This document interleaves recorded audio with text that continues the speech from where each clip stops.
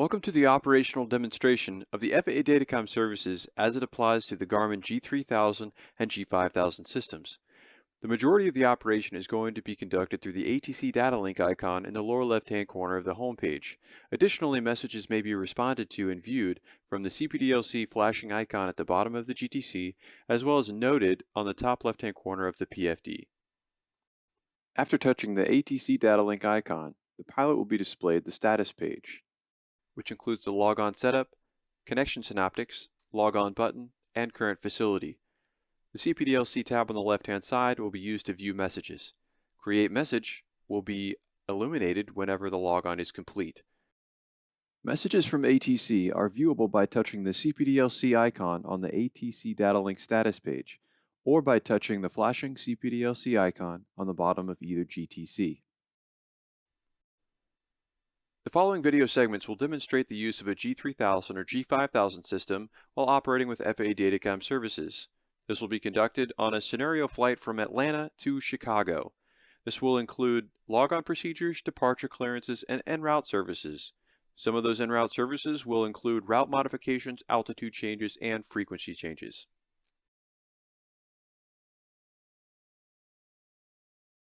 To join a CPDLC session or view the status, touch the ATC data link button in the lower left-hand corner of the home page. This will take you to the status page where we see logon setup and the connection and current facility. So for the logon setup, facility is required anytime you're going to join a CPDLC session. When you're in the United States using FAA Datacom, it's required that you use KUSA anywhere in the United States.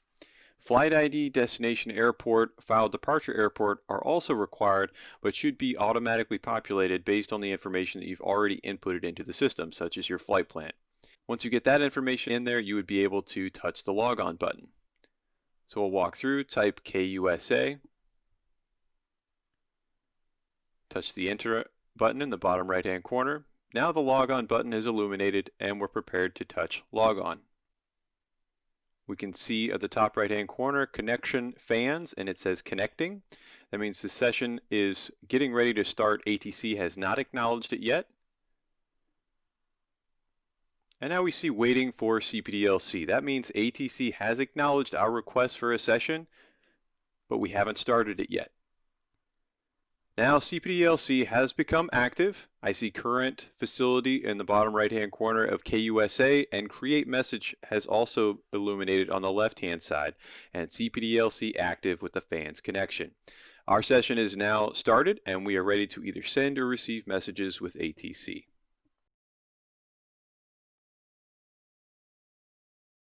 FAA Datacom services offer departure clearances at select U.S. airports. If at one of these airports, logging on to the system would notify ATC that the pilot is ready for the clearance. Flashing CPDLC icon, touch the message. Any importable element, which would be automation, from the message would be at the top. Anything that is not importable would be in free text below. The importable element here is an en route function, and it's Glazer and airway Q118 to Mike Zulu Zulu.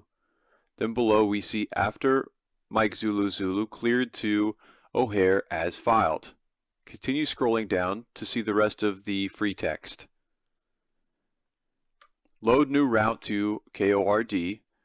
Then there's a departure procedure that was not included in the importable elements. Varnum to Glazer transition, maintain 5000, expect flight level 310, etc. on the auxiliary information. This would be a perfect opportunity to, on your second GTC, set the departure frequency and the squawk code. Departure clearances have an option for you to preview the message and view the route change. Touch preview. On the flight plan, anything that is new from ATC that is importable will show up with a blue halo. Anything that was already there will remain unchanged. Show on map allows the pilot to view the changes of the departure clearance on the map. Notice preview flight plan. Once comfortable with the clearance, send a Wilco response. This gives the pilot the opportunity to copy the active to the standby and view the changes. This is the perfect opportunity for the pilot to enter the departure procedure that was not entered automatically. Then select Activate Standby Flight Plan.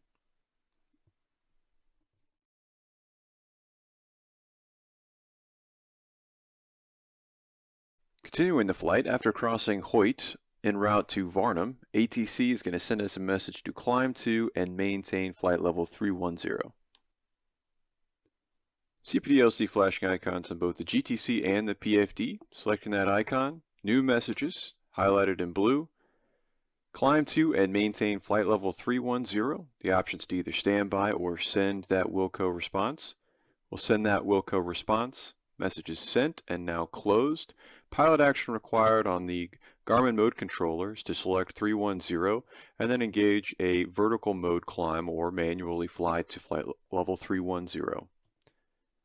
On the PFD, note that we have selected those items and now starting the climb.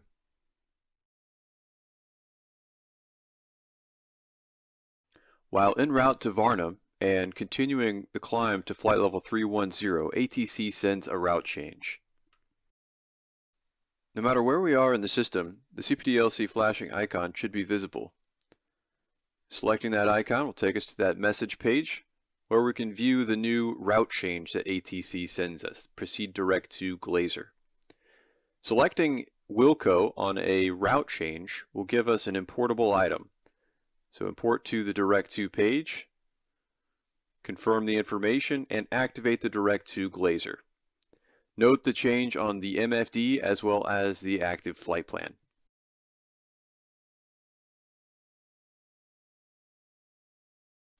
One of the most common messages received by pilots while operating in the FAA Datacom structure is a signal to monitor another frequency. As we cross Glazer, we're transitioning into another airspace while still maintaining en route CPDLC. We're just going to monitor a different frequency. Monitor or contact messages received by ATC should allow an importable item. Once you receive the message, open the message, review it, and send that Wilco response.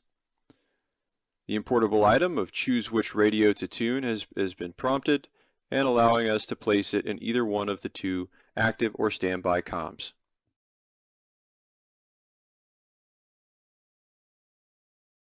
Some messages received by ATC will have the option to generate a response within the message itself, such as confirmed assigned altitude. Touch Create Response, Assigned Level. Note that the assigned level altitude was automatically generated by the system, and now the pilot simply touches Send in response to the ATC message.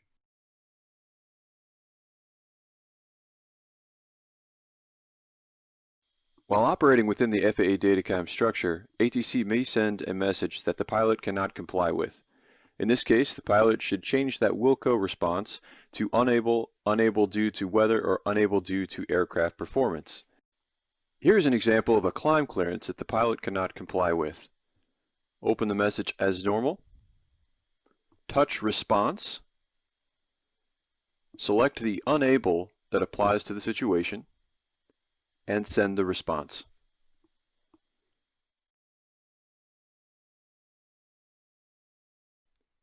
As with voice communications, the pilot should expect multiple frequency changes in the form of either monitor or contact.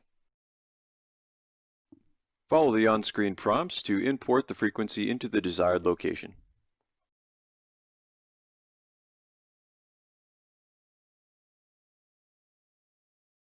In some situations, the pilot may receive a message that he is unable to respond immediately. In this case, the pilot should open the message and respond with a standby. This message is not closed and will remain open until the pilot re-enters the message and selects a closing message statement such as Wilco or unable. In this example, the pilot is completing the landing data step prior to accepting a route change. If the controller needs an answer immediately, then the pilot should expect a voice communication.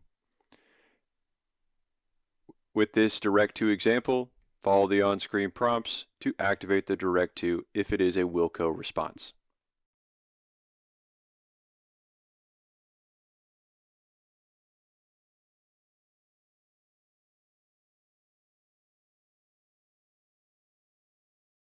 ATC may send more than one message at a time. This is called concatenated messages. If there are more than one importable element, it'll look similar to this, and it would be the pilot's responsibility to re-enter the message and import the second item. Here's an example. Notice that proceed direct to and cross feek at an altitude are both in the same message. Sending a Wilco to this will give us the option to import one message at a time. After completing the direct to import, the pilot would need to re-enter the message to import the second item.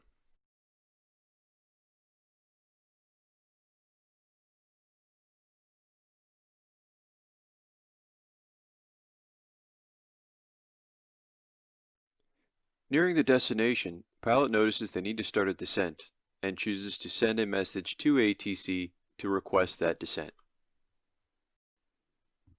To send an unsolicited message to ATC, go to the ATC Data Link status page. Then touch the Create Message icon on the left-hand side of the screen. This will be a vertical request. Then touch Request Descent to Level. Follow the on-screen prompts. Enter flight level 180.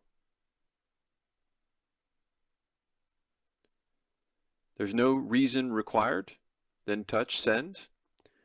The message has been sent, and now the pilot waits for ATC to respond.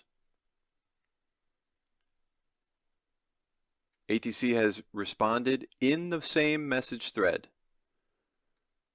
Clearance descend to and maintain flight level 180 at pilot's discretion. Send the Wilco response.